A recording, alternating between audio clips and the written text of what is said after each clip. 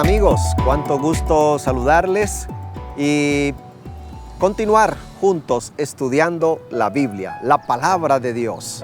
Estamos muy contentos de poder recibir tantos mensajes, tantas reacciones a los videos y saber que muchos están compartiendo estos videos de estudio de la Biblia con sus amigos. Mira, y yo quiero invitarte, por favor, cuando recibas este mensaje, es un mensaje de Dios para tu vida, pero que también Dios espera que compartamos con otros. Por eso, al recibir y al escuchar, escucha todo el mensaje, escucha toda la reflexión y luego la compartes. Eso es algo bonito, es algo especial. Eso hace parte de nuestro deber hacia el prójimo, compartir lo bueno. Y qué más bueno que la palabra de nuestro Dios. Saludos a Liliana Muñoz, gracias por los mensajes. Juan David Palacios, Piedad de Osa, Elena Burgos. Saludos a Zuni, también a Rommel, a Luz Mary. También gracias a mi esposa que está siempre compartiendo. Y mi hermana Yanida Díaz, desde Houston, también con sus amistades. Y gracias porque también mi madre allí comparte cada día estas enseñanzas. Un abrazo para ustedes y un beso para mi esposa también, que está allí siempre pendiente. Muy bien, vamos en San Juan, el capítulo 2, titulado Las bodas en Caná de Galilea. Así que si te gusta el estudio de la Biblia, ahora es el momento de darle like, dale a la manito, suscríbete si no lo has hecho y activa la campanita. Vamos adelante. Al tercer día se celebraron unas bodas en Caná de Galilea y estaba allí la madre de Jesús. También fueron invitados a las bodas Jesús y sus discípulos. Aquí está este relato tan interesante. Cuando en esa boda faltó el vino, dice el versículo 3, y entonces la madre de Jesús le dijo: no tienen vino. Las bodas de Caná se celebraron, dice, 3 días después. ¿3 días después de qué? Después de que Jesús llamó a Felipe y a Natanael. ¿Recuerdan? En el capítulo 1 vimos el día de ayer cómo Natanael había sido bastante impactado de la manera como Jesús le habla. Y Jesús le dice a él y nos dice a nosotros hoy: mira, cosas mayores que estas verás. Así que 3 días después, Natanael, Felipe y los otros discípulos que ya estaban, vieron una cosa grande, y fue como Jesús convirtió el agua en vino, cumpliendo lo que les había prometido de que verían cosas más grandes. Y el versículo siguiente, en el 11, allí vemos cómo Jesús confirma el llamado a sus discípulos de manera categórica. A partir de este capítulo hasta el capítulo 4 veremos el tema del reemplazo. El tema del reemplazo. Mira, las cosas viejas han pasado y ha llegado algo nuevo. Con Jesús llegó lo nuevo. Y Jesús reemplaza las aguas del judaísmo por el vino de su sangre. Leamos, dice el versículo 6, había allí 6 tinajas de piedra para agua, dispuestas para el rito de purificación de los judíos. En cada una de ellas cabían 2 o 3 cántaros. Se calcula que eran de 75 litros hasta 100 o más que cabían en estas tinajas. Era bastante agua, 75 litros mínimo en cada tinaja. Estas fueron las 6 tinajas y que estaban llenas de agua, y Jesús convierte en vino. Miremos el versículo 10. Y le dijo: todo hombre sirve primero el buen vino, y cuando han bebido mucho, el inferior. Sin embargo, tú has reservado el buen vino hasta ahora. Después de que convierte el agua en vino, el maestresala declara que ahora este vino que Jesús produjo estaba mucho mejor que el primero. Porque claro está, amigos que me escuchan, mira, lo que Jesús hace es siempre mejor que lo que nosotros podemos hacer. Así que alaba al Señor, escribe aquí debajo de este video: gracias, Señor, porque tú haces cosas mejores para nosotros. Lo que hace Jesús es mucho mejor. Señor, escribe, lo que tú haces es mejor que lo que hace el hombre. Por eso necesitamos que Él sea el que dirija nuestras vidas, el que guíe nuestros pasos, porque Él siempre lo va a hacer mejor que nosotros. Y vemos aquí entonces que Jesús reemplaza el agua por vino el templo del judaísmo lo reemplaza por su cuerpo. Mira, lee conmigo San Juan 2, 17. Entonces recordaron sus discípulos que está escrito: el celo de tu casa me consumirá. Después que Jesús purifica el templo, que está en este relato del capítulo 2, los judíos respondieron y le dijeron: ya que haces esto, ¿qué señal nos muestras? Respondió Jesús y les dijo: destruid este templo y en 3 días lo levantaré. Él estaba en el templo de Jerusalén. Lo purificó, expulsó a los que estaban allí con mercancías dentro del templo. Y ahora Jesús les dice: mire, destruid este templo y en 3 días lo reconstruiré o lo levantaré. Entonces los judíos dijeron: en 46 años fue edificado este templo y tú en 3 días lo levantarás. Pero él hablaba del templo de su cuerpo. Así que estamos, como dije ya, en el tema del reemplazo. Del capítulo 2 hasta el capítulo 4 vamos a ver cómo Jesús trae el tema del reemplazo. Ahora vemos aquí que él reemplaza el templo físico por su propio templo, por su propio cuerpo, diciendo que si se destruía, al 3er día sería levantado. Estaba hablando de su propia vida, porque Jesús fue crucificado y al 3er día resucitó. Qué interesante cómo Jesús hace estos temas, estas comparaciones. También con Nicodemo, que está en el capítulo que veremos mañana, Jesús reemplaza el nacimiento físico por el nacimiento espiritual. Y con la mujer samaritana reemplaza el agua física por el agua espiritual en San Juan 4. Así que es muy claro el tema del reemplazo en todo esto.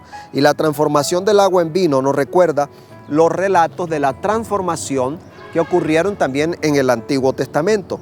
Por ejemplo, Moisés convirtió agua en sangre, que fue una de las plagas que Dios envió a través de Moisés al imperio Egipto, quienes tenían esclavizados al pueblo de Israel. Así que vemos ese tema de transformación, agua en sangre. Aquí Jesús convierte el agua en vino, pero allá con Moisés en el Éxodo, Dios a través de Moisés convierte el agua en sangre. Y Eliseo, ¿recuerdan ustedes esa historia? Si no la has leído, Eliseo con el poder de Dios convierte el agua amarga en agua dulce para tomar. En Segunda de Reyes se encuentra esa historia, capítulo 2, versículos 19 al 22. Ahora, muchos se preguntan si el hecho de que Jesús convirtiera el agua en vino tiene implicaciones respecto del uso del alcohol en el cristiano. Pero lo que podemos ver es que no hay nada en este relato que implique que este vino fuera fermentado. Todas las indicaciones dan más bien de que este vino era jugo fresco de la vid. Ellos tenían inclusive en esa época muchos métodos de conservación del vino. Una de las cosas que hacían era que ellos hervían el jugo de la vid, lo ponían a hervir mucho tiempo hasta que lo convertían en una jalea que la conservaban en unos recipientes especiales, completamente fresco por muchos meses, y luego lo utilizaban sacando de esta jalea, mezclándola con agua, produciendo entonces el vino o el jugo de uva que ellos consumían. De tal manera, también podemos decir que la palabra original que se usa aquí en el griego para vino es oinos. Esta palabra oinos es una palabra neutra. Podría usarse para vino sin fermentar o para vino fermentado. De todas maneras, el relato de la conversión del agua en vino no es suficiente para argumentar de que Jesús autoriza el consumo del alcohol. Más, debemos tener en cuenta todo el contexto bíblico en donde en varias ocasiones el Señor declara que el vino no es conveniente para la salud. Y ya eso lo sabemos a través de la confirmación que hace la ciencia, también la sociología, cuando vemos que el alcohol es para detrimento de la humanidad. Así que debemos rechazarlo. Se calcula además que este hecho de Jesús cuando está en las bodas de Caná sucede un mes después de su bautismo. Es decir, este es el otoño, época en cuando se realizaba la vendimia, la cosecha de la uva, y abundaba el jugo de la vid fresco, sin fermentos. Así, amigos, hay muchas razones para denotar que debemos abstenernos mejor del vino o del alcohol. Ahora, en el versículo 4 dice la palabra, Jesús le dijo: ¿qué tiene que ver esto con nosotros, mujer? Aún no ha llegado mi hora. Tal parece cuando leemos a primera vista de que Jesús estaba siendo grosero con su madre, pero en ningún momento fue así. Este término mujer era una expresión usada comúnmente en aquella época, designando o haciendo referencia a una dama con respeto, más de respeto que de grosería. Realmente Jesús estaba siendo respetuoso. Lo que sí Jesús también estaba diciendo allí, exclamando, era que realmente no había llegado su tiempo para mostrarse con toda su gloria, mostrarse con toda su capacidad de hacer milagros y crear toda una serie de situaciones que lo llevaran más rápido a la crucifixión. A eso se refiere. Jesús quería todavía realizar una obra, preparar bien a los discípulos para que cuando Él ya entonces tomara el camino de la cruz y llegara a su muerte, los discípulos por lo menos ya tuvieran una preparación más completa y el pueblo conocido, el mundo conocido de la época también supieran más de Él. Y así sucedió. Así que es interesante retomar esto en torno a la conversación que tiene Jesús con su madre y resaltar, queridos amigos, que María le dice a la gente después, en el siguiente versículo, miren, hagan todo lo que Jesús dice. Y cuando hicieron lo que Jesús dijo, el vino entonces se convierte, el agua se convierte en vino y la fiesta sigue su curso y el matrimonio queda feliz. Esto nos recuerda, mis queridos oyentes, de que cuando Jesús está presente, entonces todo funciona mejor. Cuando Jesús está presente en nuestra vida va a ir bien. Aunque vengan dificultades, aunque falte algo, finalmente la presencia de Jesús suple, completa. Si Jesús está en el matrimonio va a ir bien. Por eso yo quiero invitarte para que te asegures de que Jesús esté en tu vida, esté en tu matrimonio, de que Jesús esté en tu trabajo, de que Jesús esté en tu estudio, para que de esa manera todo te salga bien. La presencia de Jesús en aquella boda garantizó de que terminara bien y ese matrimonio iniciara su camino de un nuevo hogar de manera feliz, de manera dichosa. Muy bien, ahora quiero que este sea nuestro pensamiento, porque recuerda, Jesús transforma el llanto en gozo. Y quiero invitarte para que escribas debajo de este video ahora mismo: Jesús, yo quiero que hagas presencia en mi vida. O quizás tienes una relación deteriorada, entonces dile: Señor, yo quiero que hagas presencia en esta relación. O tú puedes decirle también, de acuerdo a tu necesidad: mira, Señor, deseo que hagas presencia en mi trabajo. Estoy emprendiendo un negocio. Señor, quiero que estés en mi negocio. Señor, quiero que estés en mi hogar. Señor, quiero que estés en mi estudio. Escríbelo aquí debajo. Haz esa oración. Pero mira, no olvides que Jesús quiere estar en tu vida, en tu hogar, en tu matrimonio, en tu estudio, en tu trabajo. Jesús quiere estar ahí. Pero eres tú y soy yo quien debe permitir que Jesús entre.